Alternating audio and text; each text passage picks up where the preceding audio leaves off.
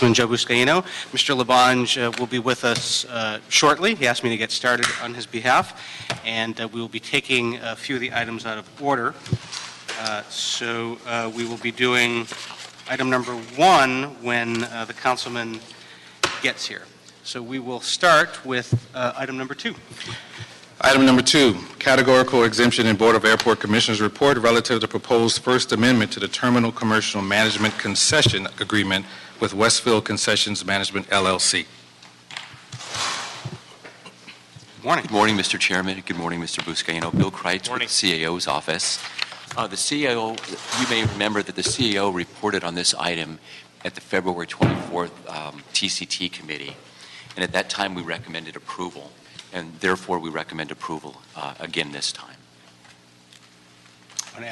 When you were visited last time on this issue, Westfield had not completed agreements with their sub-concessionaires. I believe right now they've reached agreement with all of their sub-concessionaires on this item, so we're recommending that it go forward. That was not the case last time. It was not. I don't think they had agreements with any of them, and now they have agreements with all of them, is my understanding. Good to hear. So there was some merit to the continuance. I think there was. Good. All right, we have several public comment cards. Simeon Stewart, Mark Rickoff, Kareem Zaman, and Louis Arandia.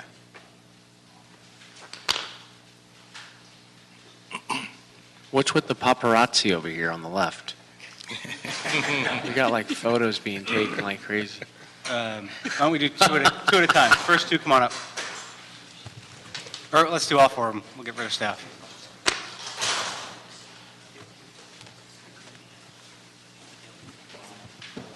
Okay. Hey, Louise. Why don't you guys free up for the public comment? We'll call you back if we need you. Thanks. Who'd like to go first? I'll go. Good morning. My name is Kareem Zaman. My company is the Zaman Group.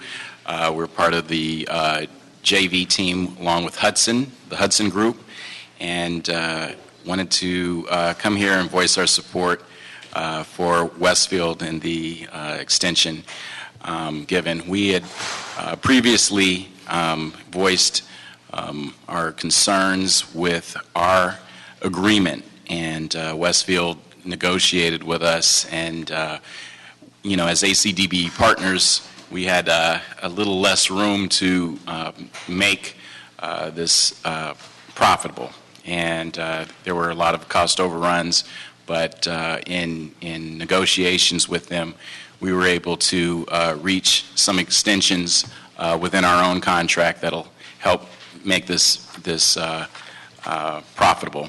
And so there was a great bit of concern for quite a while of how we were going to make this, turn this into the black, and we had gone through quite a bit of investment. So our outlook is the long term, and we look forward to a long-term relationship at LAX and with Westfield. And again, we're voicing our support for their extension. Thank you. Simeon Stewart, Palazzo Concessions, Hudson partner. I ditto Kareem's remarks. We're looking forward to a long-term relationship with not only Westfield, but Tom Bradley International Terminal and Los Angeles, City of Los Angeles. Thank you. Thank you. I'm here with support with my colleagues and business partners. Councilman, good morning. I'm Mark Rickoff with Hudson Group. I too wish to lend my support for the proposed amendment. We believe it lays the foundation upon which we will continue to enhance Tibbet as well as the other terminals at LAX in conjunction with our partners Westfield and certainly our ACDBE partnership. So we appreciate your consideration. We appreciate the relationship with LAWA. We welcome Deborah A.L. Flint to LAWA and look forward to working with her, her staff, and Westfield in the coming years. So thank you so much. Thank you. Thank you. Thanks very much.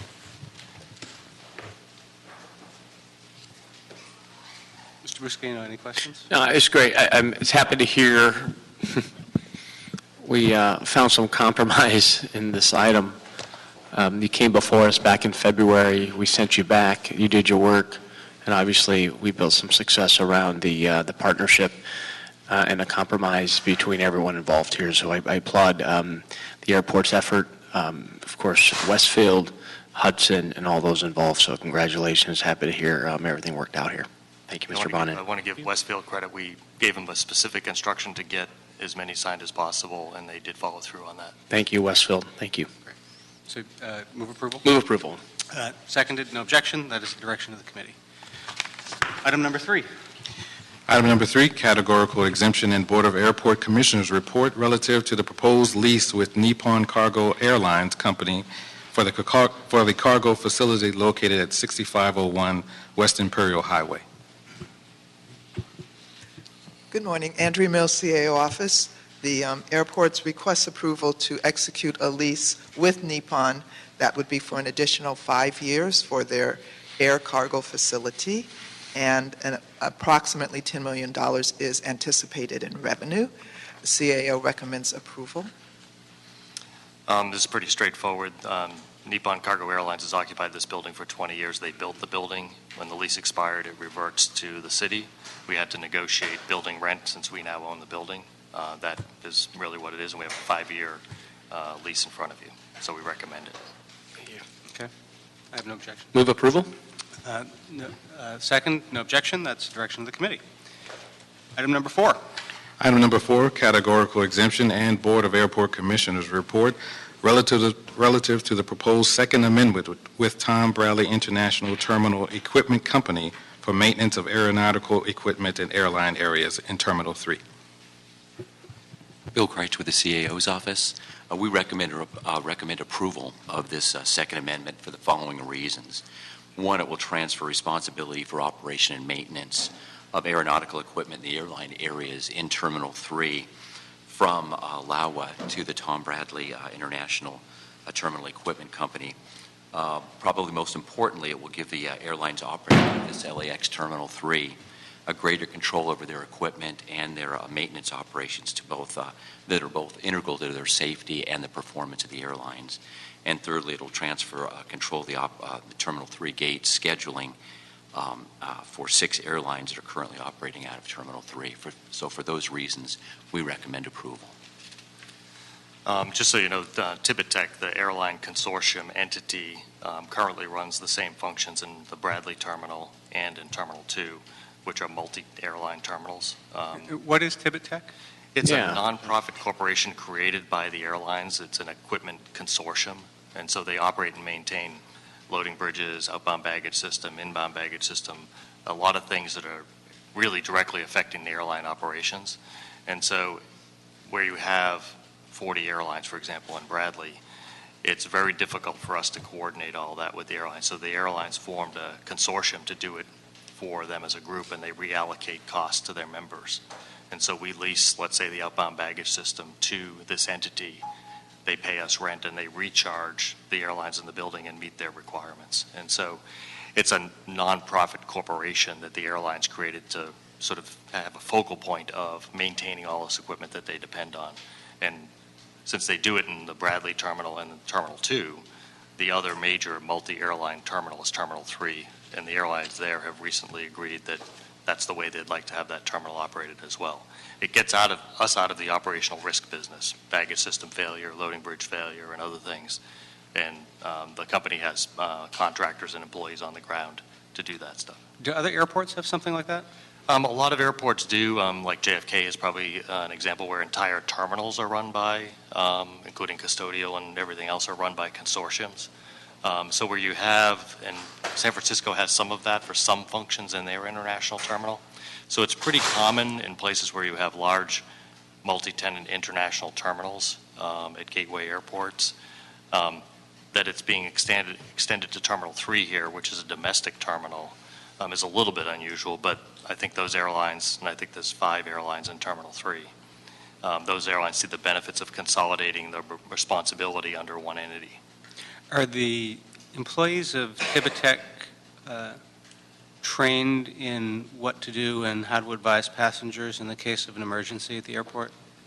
They are. They don't, on average, have much exposure directly to the passengers, so they're not like wheelchair providers and other service companies, but in emergency they're trained on what their role is in such a situation.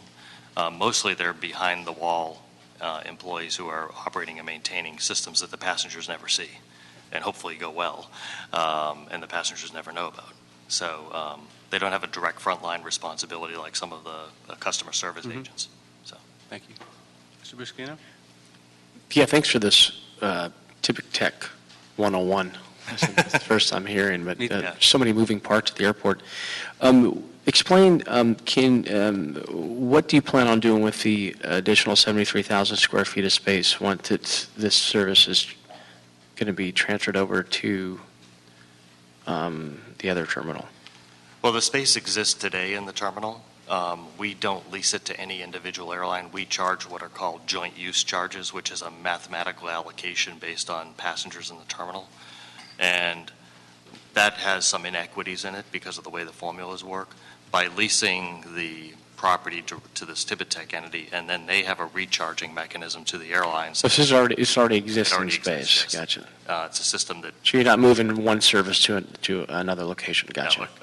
a contractor of the cities operates and maintains it today, but we don't charge the airlines directly for it. We charge them on a joint use basis, and it's a little bit inefficient and a little bit inequitable, and the airlines would prefer that we just charge a lump sum for rent to the entity, and the entity recharge more equitably among the airlines. Got it. So. No, thanks for clarifying that. Thank you. Move approval. Seconded. Without objection, that's the direction of the committee. Item number 5. Item 5, Categorical Exemption and Board of Airport Commissioners Report relative to the proposed amendments to agreements with Blue Van Joint Venture, DBA Super Shuttle, Rideshare Port Management, DBA Primetime Shuttle, Airport Connections Incorporated, DBA Roadrunner Shuttle, covering share ride van service. Bill Kreitz with the CAO's office. We recommend approval as well of this Fifth Amendment and Sixth Amendment, primarily for the reason that the one-year extension will help LAWA. It will give them time to develop a new RFP for these services and also to determine the impact of what they call ride sourcing. Well, you've probably heard of Uber and some of the other ride sourcing entities, and that's sort of an evolving business model at airports. And so it will give LAWA time to assess the impact of those types of services or those business models on the services at LAX. So for that reason, we recommend approval. This is a one-year extension. The shared ride vans, as they're called, Super Shuttle, Primetime, and Roadrunner, are concession agreements with the city. They were bid with a guarantee. I think one of the problems we had about re-competing this at this time was nobody knows what the landscape may be going forward, depending on the influence of Uber and Lyft and others, if they're approved to come into the airport. And so we've agreed with the companies that we'll do a one-year extension and we'll do a competitive process somewhere during the course of that year when it's better known what the playing field is. Because since these folks operate pursuant to a concession agreement with a guarantee, to the extent that there is a new competitive landscape, they need to understand that before they bid on the next concession. So with a lot of the sort of tech-driven industry, whether it's the home sharing, so-called home sharing, or the TNCs, the landscape keeps changing as the technology keeps changing. And so a year from now, things are going to be changing as well. When you say a year from now you'll have a better idea, is that because you anticipate the NELA will be in effect and you'll have seen some of the impact of that? Well, we're seeing some impact now. Right. The TNC companies, Uber and Lyft, transportation network companies, already serve the airport. They just cannot pick up at the airport. And so we're already seeing some effect on one-directional rides, but there's no return ride. In some ways, that's benefiting some people in an odd way. But we expect it would keep changing. My guess is that the old model for this concession agreement with the shared ride vans with a very high competed guarantee probably is not a sustainable model where you're saying we want to promote different services and promote competition. Right. Because it is, once you reach a guarantee with somebody, it becomes restrictive on what are the things you can do. And so we may fade out the guarantee over time.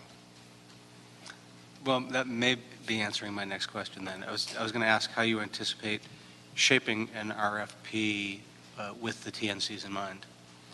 Well, I think we'll have to see some results from the T's. We'll find out if they're going to be permitted to come on the airport, establish what their rules are in terms of what they pay, where they can operate, how frequently they can provide service. There'll obviously be some effect on taxi cabs and limos and shared ride vans. We don't know the extent of all those groups, but it's also true that the TNCs will affect pickup and drop off, which is not a commercial activity. Right. And that would be a benefit to the airport because of the deadheading that goes on with pickup and drop off, and so by private vehicles. And so we think we can get to a model that basically says if we tell everybody what the rules are, they all need to take their chances. What I don't think we're going to be able to do is say we're going to just run the shared ride van operation, which is very productive from a transportation point of view, seeking the most money on a guarantee. We'll have to run it under some other mechanism saying, well, we're interested in who can provide the best service, for example. It could be more of a quality-driven selection. But the item before us today is simply to extend the current system by a year. Extend it by a year, and there's a clause in the provision that says if their traffic drops by more than 10%, if the TNCs are approved, we have what I would call a soft reopener that says we'll have a discussion about the guarantee if those two things occur during the course of the year, because we're trying to be fair, and we want the service to continue. It's a productive service, and we don't want those guys we didn't want them not to sign the amendment and stop serving the airport. Okay. So. Move approval. Second? Without objection, that's the direction of the committee. Thank you. Okay, thanks. And, well, that brings us to item number 1. Item 1, Yeah, go ahead. communication from the Mayor and Board of Airport Commissioners report relative to the appointment of Ms. Deborah L. Flint as Executive Director of Los Angeles World Airports. So we have one public comment card on this one, and it is Mr. Ashagian from the Board of Airport Commissioners. So I thought I'd let you go first, and perhaps you can sort of tee her up. Great. Thank you, Councilman Labange, who's not here, Councilman Bonnet, Councilman Buscaino, thank you very much for giving me the opportunity to speak this morning. I am here to support the Board of Airport Commissioners nomination and Mayor Garcetti's nomination of Deborah Ali Flint to the position of Executive Director of Los Angeles World Airports. I know many of you have had a chance to meet her recently. The board, the search committee, the mayor's office has spent an inordinate amount of time since the beginning of the year looking for a replacement for our beloved Gina Marie Lindsay, who retired this past Friday. And although nobody will really be able to fill her shoes, we are excited about the future of having a new executive director with new energy, with a new vision. Ms. Ali Flint has been the director of the Oakland Airport for the last 5 years, director of aviation at Oakland Airport for the last 5 years with significant accomplishment. She is respected by her peers in the aviation industry. She's what's called a rising star, and we know that she's going to make her real mark here at LA World Airports. She's poised to lead the outstanding team that we already have at LAWA,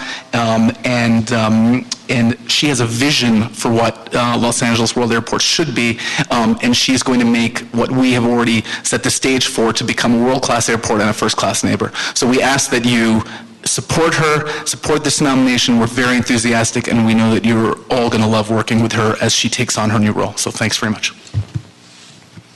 Nice use of world-class airport, first-class neighbor. I like that. Just for you.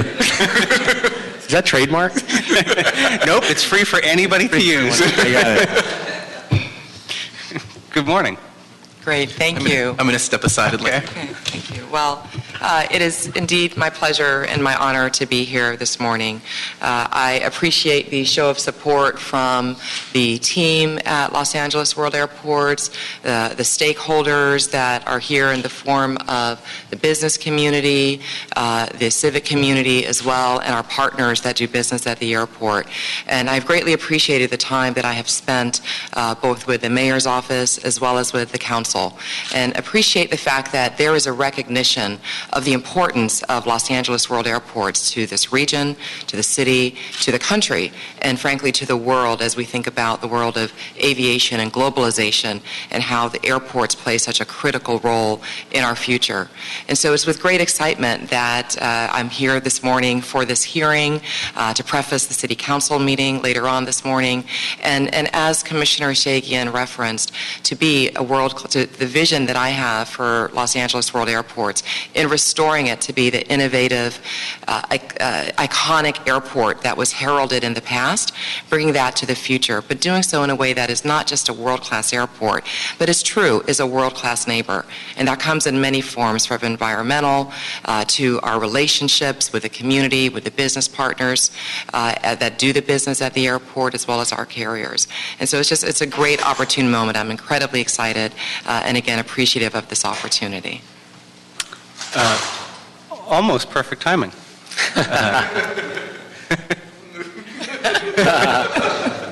There he is. It is indeed a special day. We recognize that. I may ask you to start over and do that again. We just started with... Go ahead, you take it. Okay. Thank you so much for your willingness to serve. I've met with you several times, very excited about you coming here. Just a couple questions for the record before the confirmation. You're coming to the airport at an incredibly exciting time. This is a very different airport than when Ms. Lindsay joined us in 2007. That was a time where almost everything was stalled, and I think we were struggling to get things moving. Now, getting things moving is not our challenge. Managing all the things that are moving, making sure that they're done properly, they're done effectively, and that the airport miraculously operates efficiently while all that stuff is going on is the challenge. What sort of experience have you had in Oakland or elsewhere with big construction? Absolutely. You know, as I thought about this opportunity, and absolutely your remarks are, of course, spot on, that there is tremendous momentum, and there's a plan, and there is some of the benefits, or there is a plan of finance that the air carriers support, and a vision for the improvements that are very much needed in order to provide a functional passenger experience at the airport. And at the end of the day, what we have are not just one mega project at the airport, but a series of over 7 mega projects. And, you know, there is, in thinking about the mega project delivery, where 60% of projects typically fail in regards to schedule or budget, it's inherently important that, as I move forward, those projects are looked at with a unique and fresh perspective. It's important that there is alignment from the top levels that says these projects need to be delivered with mega project delivery approaches. So for me, as I reflect on my experience, bringing the BART connector to the Oakland International Airport, which was essentially a 30-year endeavor, and I was very fortunate to recognize the importance of that project and to begin my leadership of Oakland International at a time where I could herald the stakeholders to also see the vision, see the purpose, see that the timing was appropriate, and work with stakeholders collaboratively to get that $500 million project delivered. That's great. I look forward to you working with Mr. Washington over at Metro, our new CEO there, on getting that done here. There's tremendous synergy, and I believe that as we look at airports across the world, the connection to rail is just fundamental. And so Phil Washington's, his leadership at Metro is critically important to transforming the city. And that's one of the things I'm very, very excited about, is that this is an opportunity to truly transform what Los Angeles is unfortunately kind of burdened with, which is transportation and connectivity and efficiency, moving that to a new era, which is already underway. So one of the other things that's changed since Gina Marie came on board is passenger traffic is up dramatically. I think last year was almost 71 million annual passengers, which is, I think, a record for us. We're now, I guess, the second busiest in the country, 5th busiest in the world. That's great in a lot of ways. It also makes some of my constituents a little nervous. The growth by itself isn't a problem. It's how we manage the noise and the traffic and the impacts. So that's a complicated thing, and getting to know the community is a bit of both an art and a science. And I'm wondering how you plan on going about creating, developing, nurturing relationships with the community. I think one of the marks of my leadership in Oakland, and I think that has also followed me in my roles across the country at national levels, is my genuine, authentic approach approach to partnering with stakeholders and neighborhoods in a very real way. For me, that's going to be incredibly important. The neighbors and the community impacts from the airport are just going to be one of my top priorities. It is fact that airports are great catalysts. They are obviously a great generator of economic impact and have a lot of positive impact, but at the same time, those that surround the airport also bear the brunt of the impact of airport operations. And it's important that that line of communication, which I believe has been established through the team at LAWA, but in my leadership role is going to be to further that and to cement it more and to continue to press on national approaches to improve and mitigate even further the impacts that come from airport operations. I have a few more questions, but I'll save them for council. Council, good. Mr. Buscaino. I'm excited about this appointment. We had an opportunity to meet in my office last week, and Deborah, what I really enjoyed our conversation about what you've accomplished in Oakland as it relates to bringing light rail to Oakland, right? It's exactly what we're trying to accomplish here. Share with me, and I know we spoke in my office about, and it's here in committee, I want you to share with me the challenges and also the successes that you had in Oakland and how you plan on bringing those experiences to our airport here in Los Angeles. Well, certainly capital infrastructure is big, and that was certainly a legacy of my leadership at Oakland. Airports have to continue to transform. The world, the globalization of this world is very, very real, and I believe that air traffic is going to be a considerable growth factor, and we have to manage it effectively. It is important as we see the industry changing, and one of the things I shared with you, Councilman, is that I took over my leadership at Oakland at a time when passenger traffic was plummeting, and we saw an industry change in a rapid manner, consolidation and bankruptcies, and kind of the migration of air carriers to large hub and a capacity demand management system that we hadn't seen them use for a long time. And so it's very important to adjust and to adapt my team and my strategy in retaining and also growing service. For Oakland, it became a focus on growing and developing international service. That became pivotally important in creating a brand of aesthetic that was more customer friendly. We had the fundamentals in regards to great airfield layout, very effective passenger flows, but the aesthetics improvement that passengers today really require, the customer service, the feel of the airport, and what they're able to do from a retail perspective, those things were lacking. And so as one of my important priorities was to generate an experience for the passenger that I think is going to be very important to do here. Again, there is a foundation that has been laid for the airport, but we know that there's definitely a level of customer service dissatisfaction with the experience today.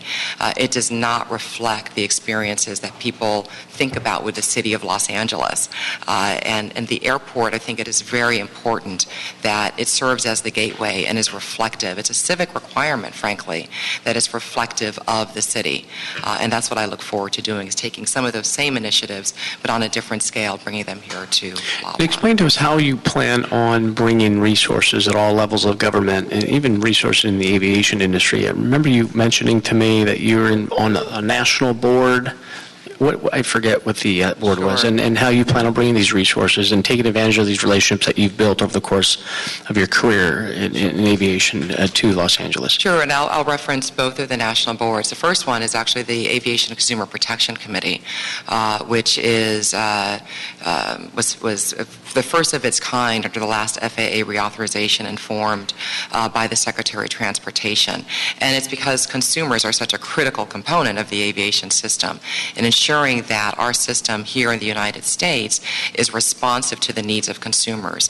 And we all have an interest. I represent all of the United States airports. There is a representative on that committee from the airlines, as well as from the government, and then for consumers.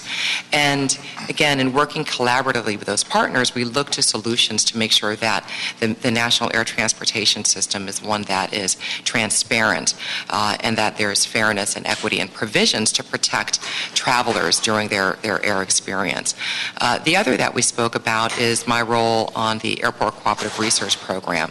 And this goes back to the points that I was speaking with Councilman Bonin in regards that there is technology and an evolution of science that we must continue to promote in order to alleviate and make the balance between the airport and the communities and all of the stakeholders to improve that going forward. I'm very excited about some of the studies and the research that can help to improve some of the challenges that our neighbors and the communities that surround the airports face as a result of the airport.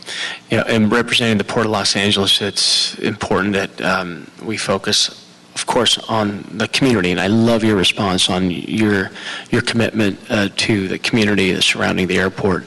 We have great success in the Port of Los Angeles, a commitment to ensuring we improve the quality of life in the harbor area, surrounding harbor area communities. Equally important is the relationship with our customers, right? And the tails, the airlines. How do you plan on focusing your efforts on ensuring that our customers are happy at our terminals? Bringing the same approach that I have taken, which, I'll say that the feedback that I receive from the carriers consortiums that I work with is astoundingly one that we really appreciate the way that you partner and communicate with us. Again, and all these things are going to be difficult business decisions that have to be made, but my approach is to truly engage and collaborate with our partners because at the end of the day, they are our customers. Markets can shift. We've seen changes today in just hubs and global strategies changing. And so it's going to be very important that we not lose sight of that and work proactively to maintain and ensure that the level of business that we have and those relationships with our air carriers remains very, very strong. Well, thank you so much for taking this role on, and we look forward to working with you. And what I also love about you is you love your family. You're a working mom. You're bringing your husband and your kids to Los Angeles, and that to just lift your family up from the Northern California, from the Bay Area, to come to Los Angeles. It really shows your commitment to not only your family but also the work you're going to do here in Los Angeles. So looking forward to meeting your kids and your husband as well, and thank them for allowing you to serve. Thank you. I think I gained points with them and coming to Los Angeles. And I know the boys love LA. Always loved Los Angeles. So thank you. And that's public because Northern California, SoCal, NoCal. No, it's all one. And we love Warriors or Lakers fan? Clippers. Or Clippers. All of them. California. The day the mayor called me and asked me to serve in this capacity was the day that Golden State won the regional championship. So that was a good day. We have to get you a jersey that has both. Yeah, all of them. Three teams. Right. But anyway, Mr. Buscaino, Mr. Bonin, thank you very much. Ms. Flynn, thank you. This is a great opportunity for Los Angeles and a great opportunity for yourself. As I spoke when we all got a chance to meet, this city is driven by its development of the water power, the Port of Los Angeles, and now the World Port LAX. And so important as you see that collaboration. Mr. Bonin spoke off with communities, and it's not just our community. We have El Segundo, Hawthorne, and other communities in the flight path that they'll be concerned. Just one tip. There's a great team of people out there. Find the one who could be like, because I tell people the most important person in the council district, not necessarily the council person, but the council deputy. The council deputy who could be able to be accessible sometimes in a much faster way. So I have someone, like in the studio, sometimes I have a community person. That's a 24-hour number that people could call and at least, know that you're getting that feedback there. I also want to mention, too, we're in the post-9/11 world, and things happen, so we got to be prepared every day, and we have great police department at the airport police. LAPD is excellent, as well as the Los Angeles Fire Department. and the sheriff and all the other things that go in back practice and training, and because it's confusing when an incident happens and people don't know what's going on and everybody wants information, and so just those type of things on that. But welcoming the people of Los Angeles is so important, because I don't think of another industry that has grown in the last 10 years, 15 years as tourism has. People want to see Los Angeles, they want to see Rio, and they want to have that experience that remembers easy in, easy out, wherever it is. So I wish you well. You got any questions of us? Because we asked you all the questions. Again, I've appreciated the direct time that each of you have spent with me and shared with me the perspectives, the opportunities, and the issues. And I recognize that this is your last day, but I hope the relationship will continue. And I certainly intend to have close relationships with the rest of the members of the council. And that will be an ongoing dialogue of questions. Well, I know I still want to be head of our Sister City program, so I know I'm not going to go out of Union Station, but I'm going out of LAX. So let's get down to council and move approval. We thank the mayor. The mayor's deputies are here, the commissioner. Move approve. All their items have been covered? Yep. Yes. So thank you very much. You got Councilmember? great people who work there. Yes. Would you like to reconsider the item? All of them, yeah, boom, boom. Done? And your mother, I saw your mother last night. Oh, great. Yeah, she was hiking in Griffith Park. She said, where were you? Okay, Mr. Espinosa. thank you. Before we go, this is Mr. Labange's last TCT committee meeting. We're doing a nice farewell downstairs, but you have such a love for this airport and this port and the value of Los Angeles as a tourist destination. That love has animated everything you've done in this committee and outside of this room, and I just think it's appropriate that we all give you a round of applause. Well, thank you very much. Thank you. Thank you.